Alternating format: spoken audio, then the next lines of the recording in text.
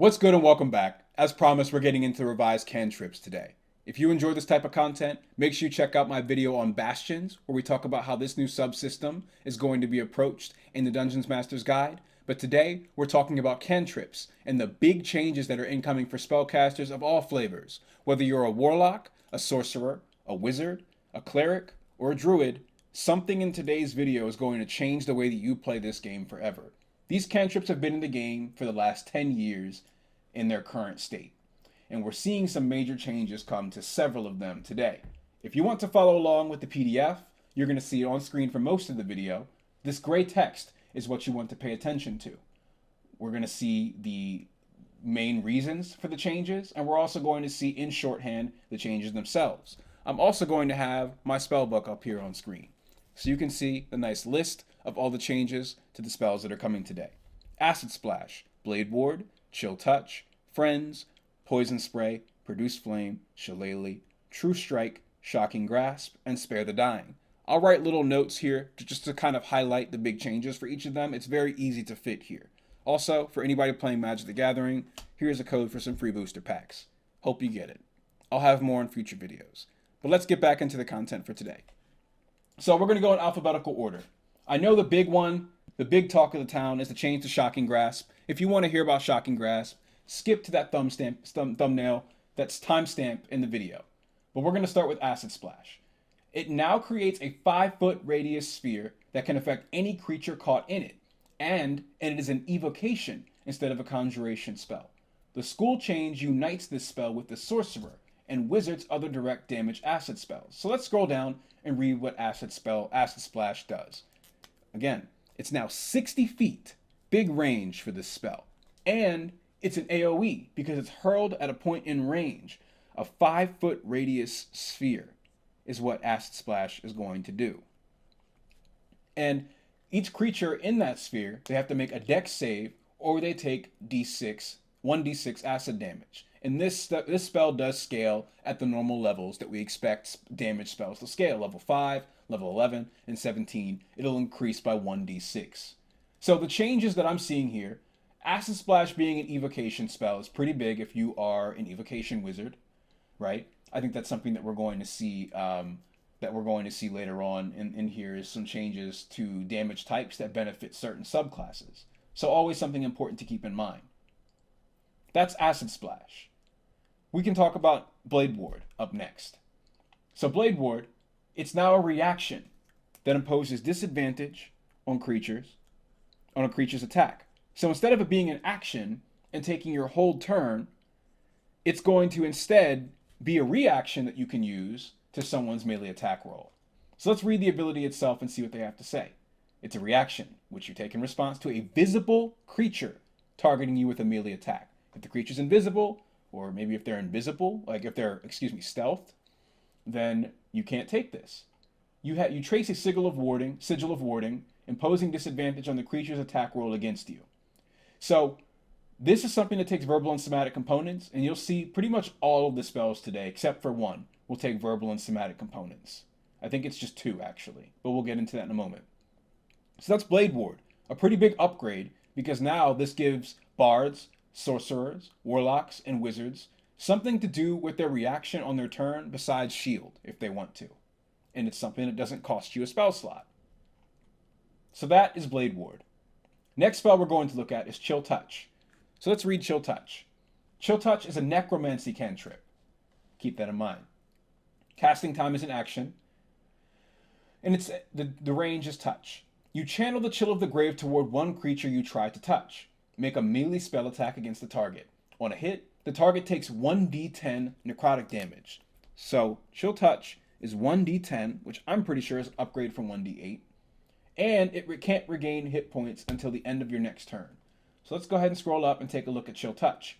The differences that they cite is, yes, it is indeed a 1d10 in damage, rather than 1d8. It also no longer has the rarely used undead specific effect. So, that's Chill Touch. Keep in mind that this does scale at levels 5, 11, and 17, where you increase the damage by 1d10 each time. Next spell we'll look at is Friends. This one's gotten a lot of talk as well, because of it being a particularly potent enchantment spell that does not cost spell slots. It's a cantrip. You magically emanate a sense of friendship toward one visible creature in range. The target must succeed on a wisdom saving throw or have the charmed condition for the duration. The charmed condition is the big thing here. The target succeeds automatically if it isn't a humanoid, if you're fighting it, or if you have cast this spell on it within the past 24 hours. So this is something that you cannot spam on a creature. You got to get all the stuff done in 1 minute if you need to get it done. It's also something that's going to end if the target takes damage or if you make an attack roll. So while it is a concentration spell, making an attack does not break your concentration. But in this spell specifically, if you make any kind of an attack or force anyone else to make a saving throw, the effects of this spell ends. The reason for this, I imagine, is so that players can't double up on enchantment spells. Right? You got to pick and choose. Or other AoE spells, anything like that. So that's friends. And that's going to have huge implications, by the way. 10 feet, you can use this when you're negotiating for item sales, when you're maybe talking to someone that's a bit aggressive towards you. Friends is going to be really good for that. But let's go ahead and get into the next spell, which is Poison Spray.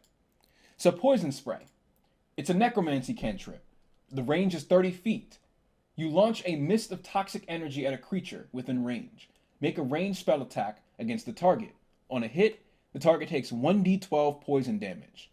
This spell's damage does scale by 1d12 at 5, 11, and 17th level. So keep in mind, we're back to a spell with verbal and somatic components.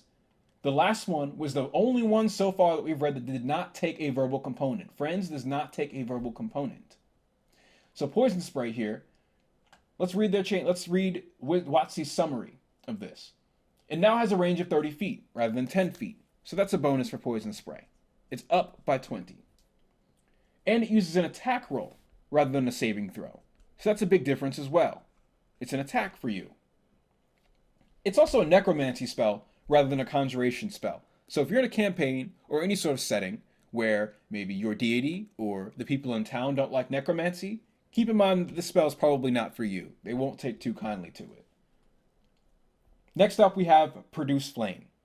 I also want to highlight one thing, going back to the Poison Spray here. This is a necromancy spell. I'm just kind of highlighting the changes that we're seeing in our damage types, right? And our classification of these spells. So far, Chill Touch is the only spell, one of two cantrips that does necromancy damage. Or excuse me, necrotic damage. I think the other one is Toll the Dead. Poison Spray is going to deal, is going to be changed to necromancy, but it's still going to do the same damage type. Moving on to Produce Flame. Produce Flame has been changed up quite a bit. The duration is 10 minutes, and the casting time is now a bonus action. A flickering flame appears in your hand and remains there for the duration. While there, the flame emits no heat and ignites nothing, and it sheds bright light in a 20-foot radius and dim light for an additional 20 feet. So 20 feet for bright light, 20 feet for dim. But important here as well is the fact that it ends if you dismiss it as a bonus action or if you cast it again. Well, how do you cast it? Until the spell ends, you can take a magic action to hurl fire at a creature or an object within 60 feet of you. You make a ranged spell attack. On a hit, the target takes 1d8 fire damage, and that scales at 5th, 11th, and 17th level for each a 1d8 each time. So this is a big deal for Produce Flame because now it can hit objects. Keep in mind, it does not ignite them, there's no heat, so you can't light anything on fire and anything like that, or heat anything up. Produce Flame, here's what they say, is now a bonus action, but the attack portion is still an action. The range of the light has increased to 20 feet, and the range of the attack has increased to 60 feet. And like I said, it can now target creatures or objects. So Produce Flame is pretty useful in that it can target creatures or objects. Maybe you're a druid that doesn't use a crossbow, and you want to hit an object with something, but you don't want to use a spell slot to do it. Produce Flame is one way that you could do that. It's also a great source of light. I think it's really strange the way that it's like not consistent. How far you can throw it and how far you can see are two different things, right?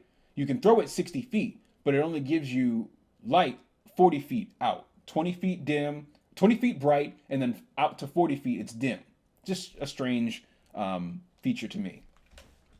Now we have Shillelagh. Shillelagh is a transmutation cantrip. This is moved to a bonus action. A club or quarterstaff you're holding is imbued with nature's power. For the duration, you can use your spellcasting ability instead of strength for the attack and damage rolls of melee attacks using that weapon, and the weapon's damage die becomes a d8. If the attack deals damage, it can be force damage or the weapon's normal damage type, your choice. The spell ends early if you cast it again or if you let go of the weapon. So this is your club and quarterstaff. We're getting into the weapon-based attacks with the cantrips here because we have True Strike up next. Let's see what their reasoning for this is and how they summarize it. It now improves at higher levels. Shillelagh scales, you saw that. That's new. And it gives you the option of dealing force damage or the weapon's normal damage type. So damage type and scaling is the difference for Shillelagh.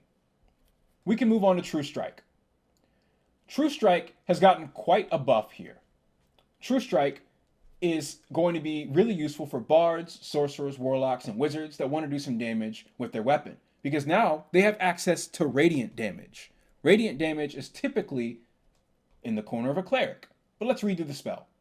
Guided by a flash of magical insight, you make one attack with the weapon used in the spell's casting. The attack uses your spellcasting ability the attack uses your spellcasting ability for the attack and damage rolls instead of using strength or dexterity. If the attack deals damage, it can be radiant damage or the weapon's normal damage type. So, True Strike can now give these casters, bards, sorcerers, warlocks, and wizards, radiant damage, which is huge, because that's not something that they usually have access to. And also, when we think about our attacks being imbued with extra damage, I usually think of the cleric, and I usually think of the paladin.